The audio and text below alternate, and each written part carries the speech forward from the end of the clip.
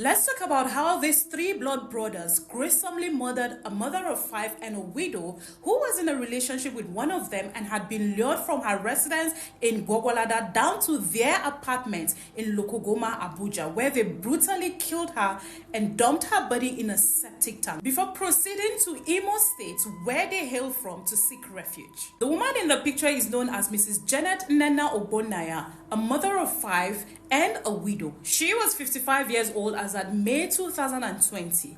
This woman had fallen in love with a 38-year-old man known as Johnson Emmanuel via Facebook. And via Facebook, they had built a relationship, constantly chatting with themselves.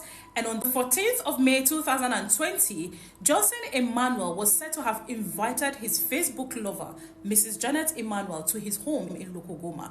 Mrs. Janet did not hesitate to honor that invitation. She left her residence in Gwagwalada for Lokogoma to see her Facebook boyfriend. When she got there, she was excited to finally meet the young man she had fallen in love with, and he served her yogurt drink. Excitedly, she took the drink, totally oblivious of what was in that drink. Unknown to Mrs. Janet, Johnson had spiked the yogurt drink that he handed over to her.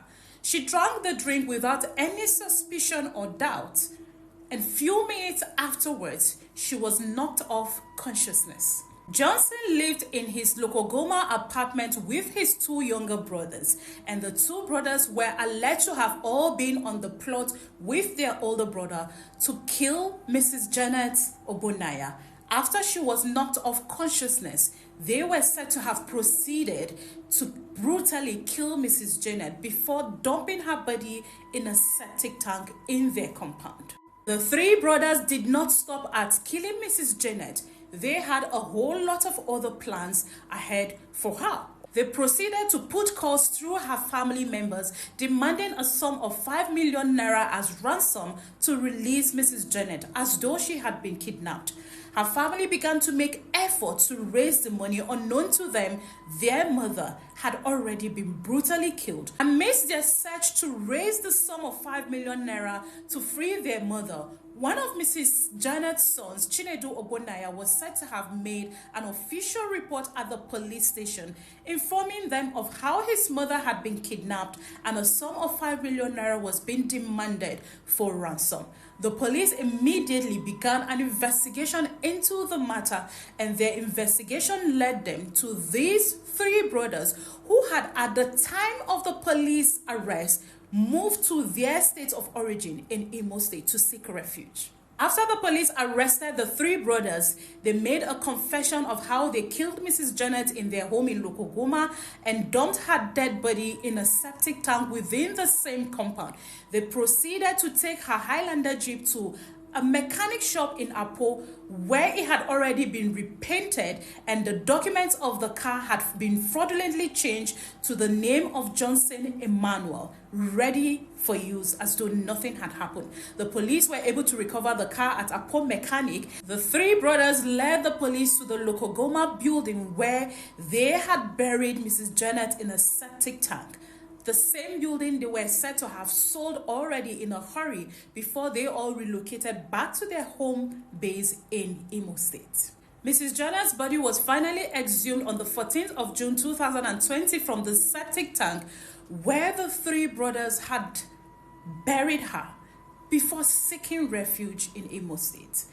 This news sparked a lot of outrage in the year 2020, with so many people calling for the prosecution of the 3 brothers, even though they were arrested by the police. But we've not heard anything about whether or not they've been charged to court. The progress of this case, we're yet to know. And people are still asking, will justice ever be served for late Mrs. Janet Nnena Ogbonaya on how she was brutally killed by these 3 blood brothers? May the soul of the deceased rest in peace, and we pray that justice will be served no matter how long it takes, and be seen to be served. If you've watched this video this far, I would love to know your thoughts on this story. Do you think that this death could have been avoided? Do you think that generally online datings are a red flag, or you think that anything good could ever come out from online dating, or people should generally be wary of online dating and get to know the people that they get involved with one-on-one? Let me know your thoughts in the comment section. In the meantime, guys, take care of yourself, take care of your emotions, take care of your mental health, be kind to yourself, be kind to the people around you, and always, always stay safe. I remain Dorcas Ige Olukun, and I love you guys.